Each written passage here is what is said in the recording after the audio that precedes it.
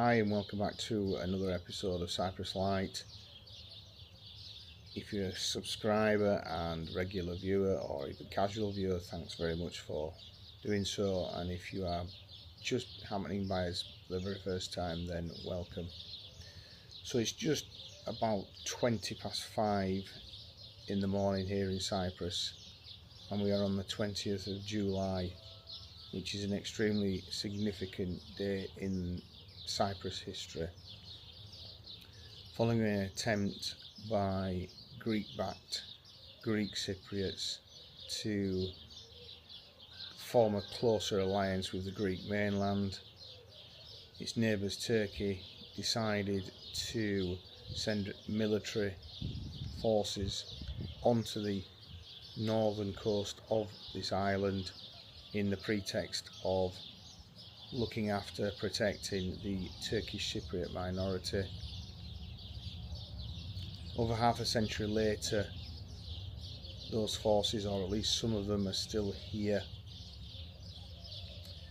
Depending where you are on the island and depending on your point of view, will also significantly dictate how you remember this day.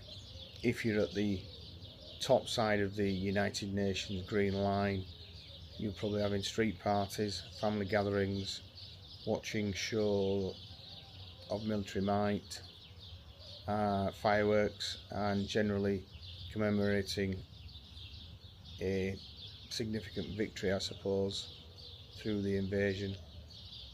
If you're on the unoccupied side of Cyprus, i.e. where we are, the feeling is very much one of sombre reflection, with religious gatherings, wreath laying, and just general thought and respect for all those who lost their lives. So let's just see how this part of the island remembers.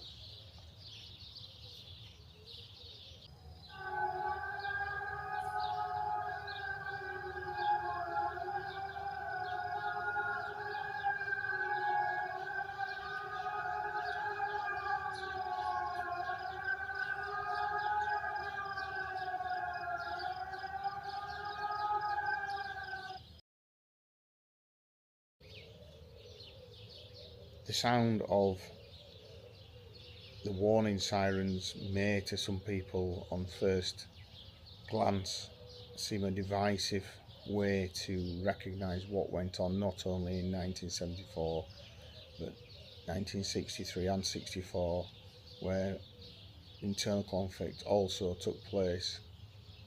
That's not for me to comment on. It's not my island history, but it is definitely part of this island's history.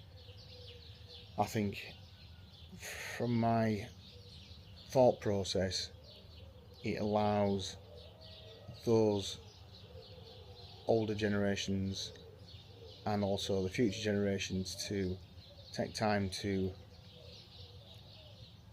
quietly reflect on what that happened there. It impacts this island to this day. It is a divided nation to a certain extent, although things are getting better, but half a century later you still have effectively military personnel from an invading force, and it's not for my limited intelligence in relation to what went on to try and unpick.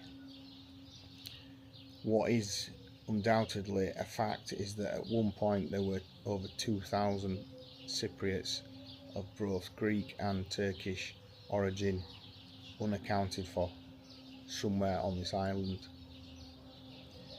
Through efforts from groups, the government, communities, recollection for people who were younger, much younger in those days when it all occurred, has managed to reunite 1,100 or so of those individuals back with their families, so that they can have, rightfully so, a respectful burial, and they can actually be laid to rest properly.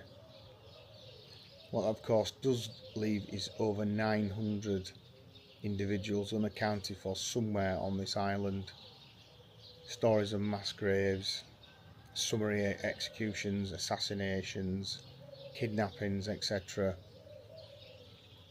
are part of folklore, I suppose, now, but no less significant for those who never got to go home.